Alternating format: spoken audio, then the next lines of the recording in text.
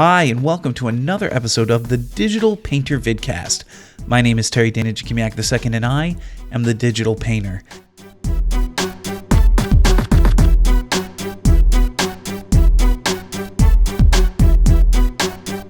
And I want to say hello once again to all of the people who are my followers, whether you're on YouTube or on you're on the Digital Painter website.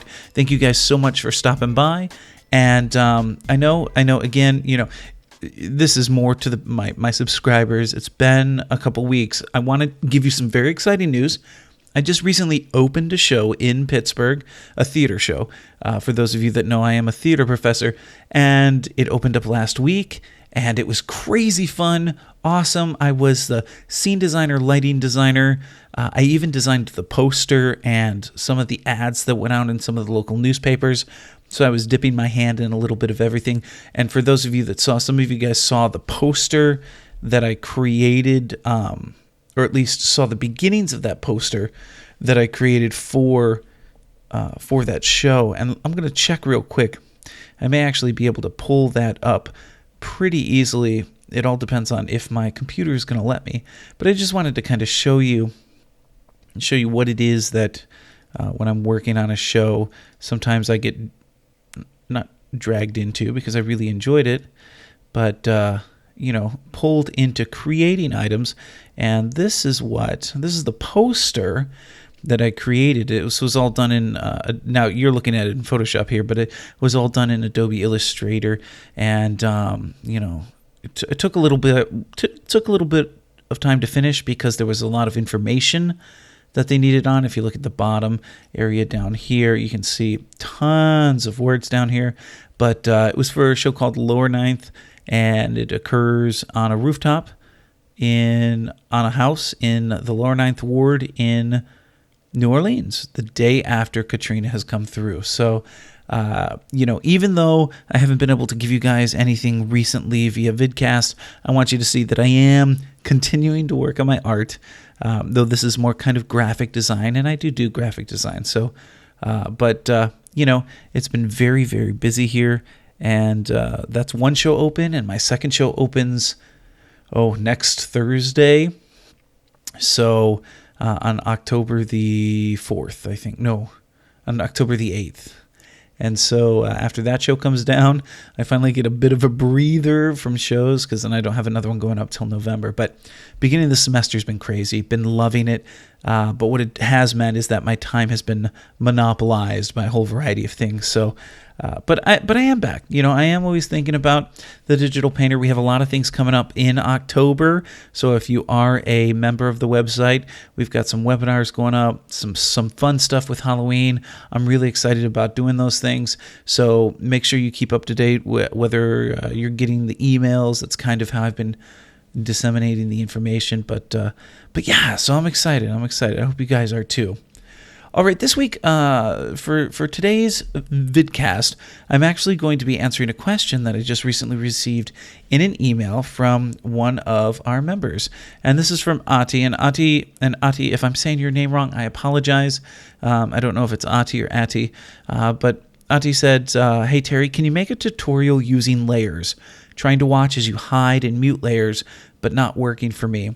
And though I have very specific use on how to use layers in my Art Rage and my Procreate classes, I decided this was a good time to kind of give a general view of layers, why I use them, how I use them, and why they are important to digital painting, and how it separates digital painting from the natural media, using real world brushes and paints and watercolors and things like that.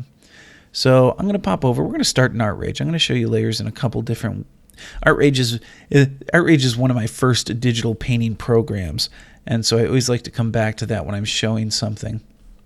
So I just have a pencil up right now. I'm going to move this stuff up a little bit, oh man, I'm out of shape right now when it comes to drawing on here, because I've been doing a lot of graphic design and then doing sketches with like a regular pencil. So you got to kind of move your way back into drawing on a tablet. So here is my layers palette in ArtRage. Just moved it over for you guys. And you can see right now I only have one layer up. I'm only using one layer, and if I add a couple more, now I'm up to 3 layers here. You can move your layers around. You see how I'm pressing, holding, and dragging my layers around, and your top layer is always going to be the layer there's a hierarchy, right? I've just switched to paintbrush. I'm going to change to a different color. Maybe I didn't switch to paintbrush. Let's try everlasting oil. Why is it so light? Let me see. Now opacity's up. Okay, what about watercolor then? Yeah, watercolor's working. I want to find out when my oil paint's not working. Let's go normal round. It's like my opacity is... My thinner's loading. You know what? I'm not even going to fret it. We're just going to come into watercolor. Going to increase the size a bit. I'm going to lay down a bunch of watercolor. Okay, so right now the green is on top. If we go to this middle layer, we'll grab something else, maybe the roller here, and a different color. And apparently my roller's having problems too. You know, these are the things that I find out. Oops, didn't mean to grab that one.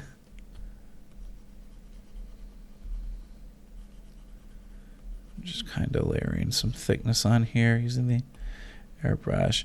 And so we can move these layers around. So now the blue's on top. Now my pencils are on top, etc., etc. Okay? So that's one of the first things that you want to notice, is that you are able to kind of move your layers around. Okay? Why would we work in different layers? What is the reasoning behind, why not just work all on one layer? Well, when you're working in natural media, that's the only thing you can do, is you can only work on one layer. And so you've got to wait for things to dry, or you have to be careful about how close you get items together because you don't want them to mix. And the advantage to layer work here is that you have that ability to not have to worry about that. So for example, this is another watercolor. I can lay this down. Right now I'm on the same layer. See how it's mixing? But if I were to take a new layer, now I can layer over top of the previous layers. Okay?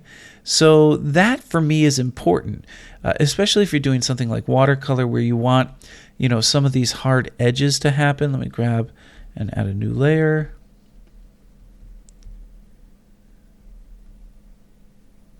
Okay. So we're getting, these colors overlapping. Grab my... There we go. Everything's so small. So, I'm only wanting to mess with the edges of this one layer, where if they were all on the same layer, I'd be affecting everything all at once, okay? So that for me is, one of the big things for layers. So what I'll often do is, for example, I'll do my pencil sketch on one layer, may do my general blocking on another layer, and then maybe do highlights and shadows on another couple layers. So that's one of the things you can do with it. So in ArtRage, you have a couple of other things that you can do with layers. The first thing is you can turn layers on and off, and that's the I button here. Every program is going to have that ability. So for example, I have Corel Painter here. And if I were to grab, I'm on a real watercolor right now. So I'll lay that down, grab another color, and then add another layer. Okay, so you can see here I've got 2 watercolor layers, and over here in the layer palette is the eyes. I click it and they disappear. And even if you go into, for example, Photoshop, and do a new image. Just kidding, never liked me anyways. Come on. And, there we go. So if I come in here, for example, grab my paintbrush, I don't even know. Let's grab a color that's not white, lay down one layer, and then another layer. And then you can turn them off just by using the eye. So what that allows you to do is it allows you to, work on an area, but then turn it on and off, to see what types of different effects might occur, based on what it is that you're putting down. So maybe you're working on the shadows of somebody, and one layer you've got a little bit of dark brown going down, and another layer you've got a little bit of red, and maybe you want to see what it looks like without the red, so you turn that layer off rather than having to erase it. Okay, this is something you can't do in real world media. The other good thing here is the opacity.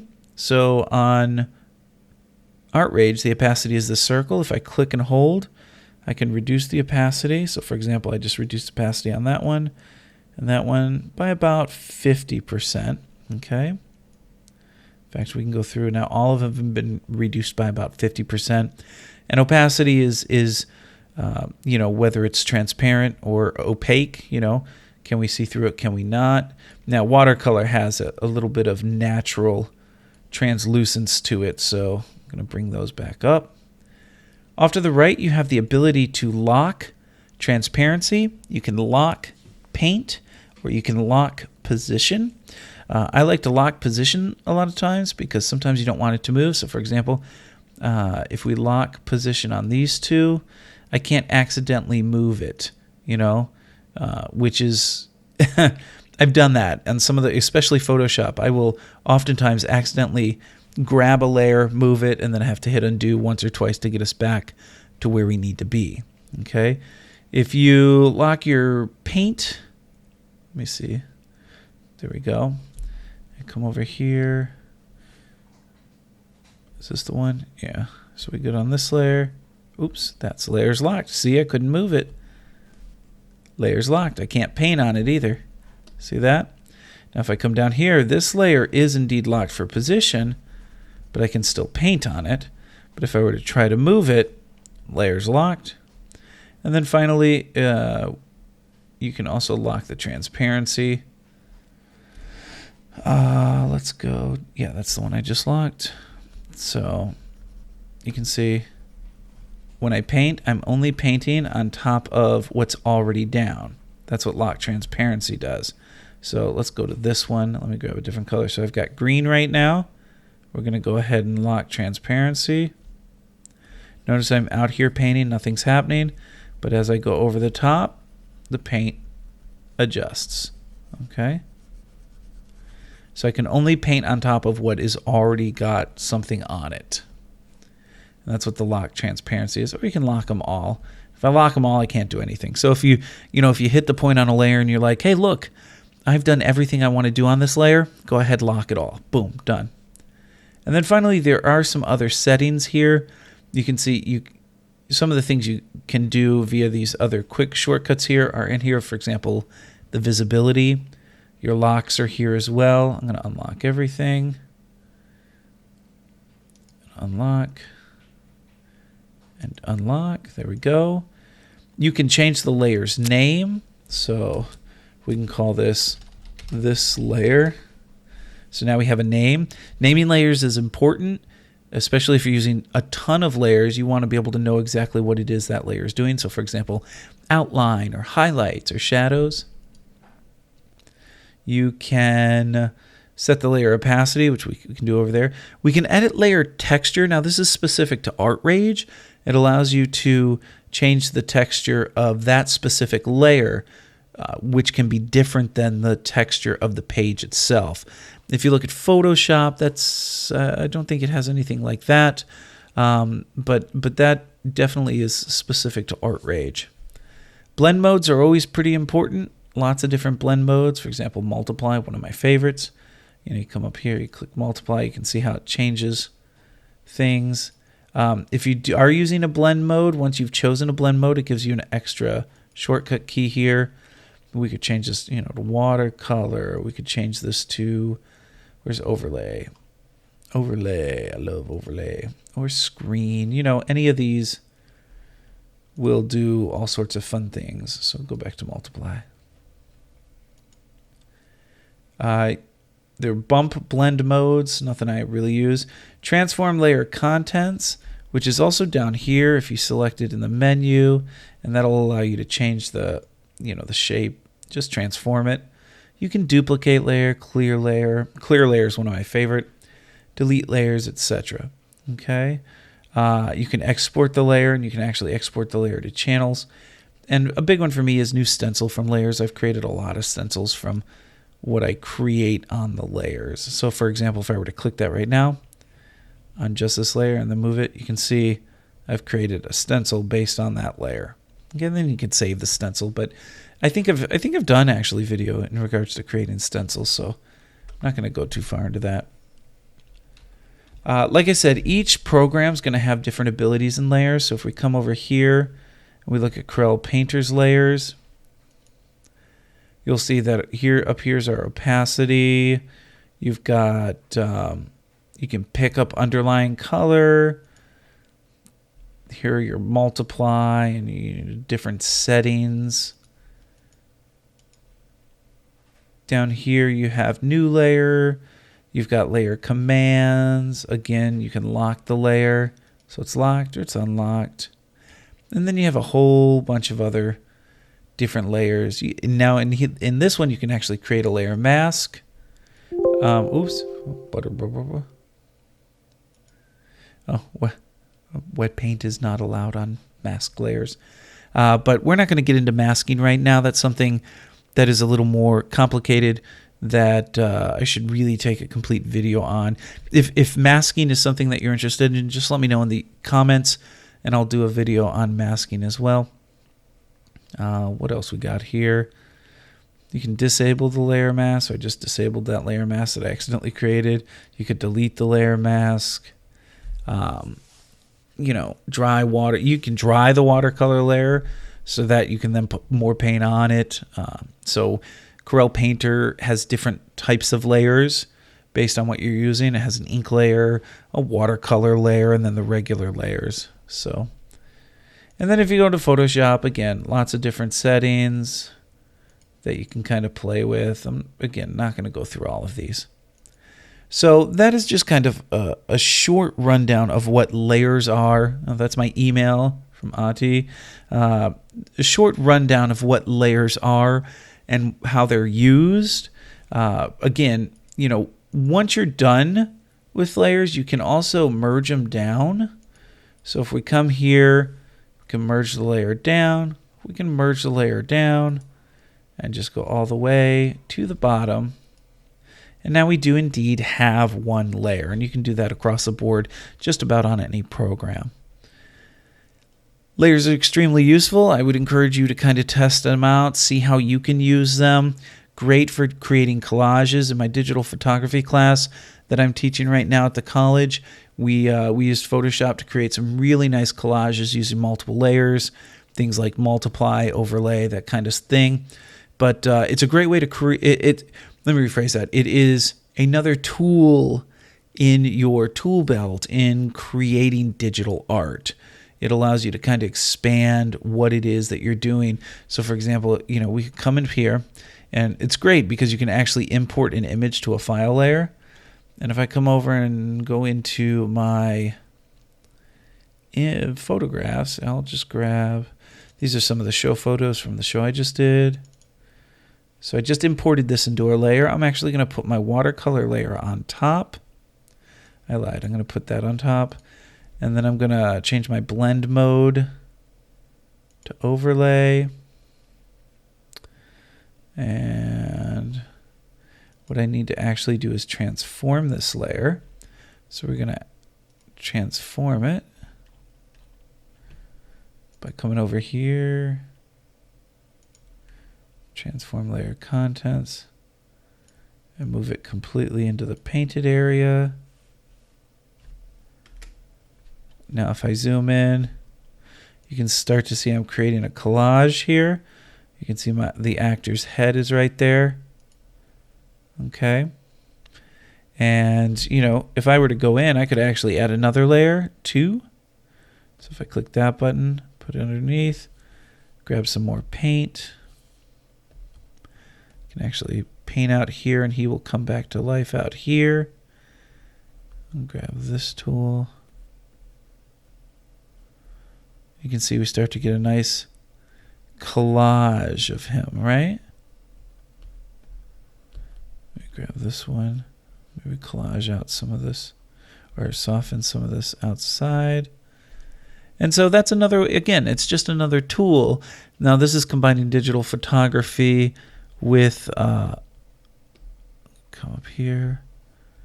I don't like the hard edges on the image itself.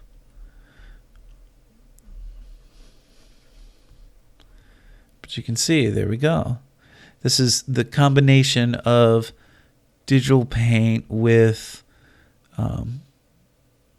digital photography. It's another way to create your art. All right, that's it for this week. I'm glad to be back. I'm feeling strong. You can see I'm really hairy right now. I'm hoping to shave this off soon. And that's it for this week's Digital Painter. You guys are fabulous. As always, my name is Terry Dana Chikimiak II. I'm the Digital Painter. I'm here for you guys. If you have something that you want me to show you or you have questions about, make sure you leave it in the comments or send me an email. It's terry.chikimiak@thedigitalpainter.com. You can find me at thedigitalpainter.com. And thank you guys so much for watching these videos and enjoying what it is that I have to offer. All right, take care and keep your artwork going. Thanks.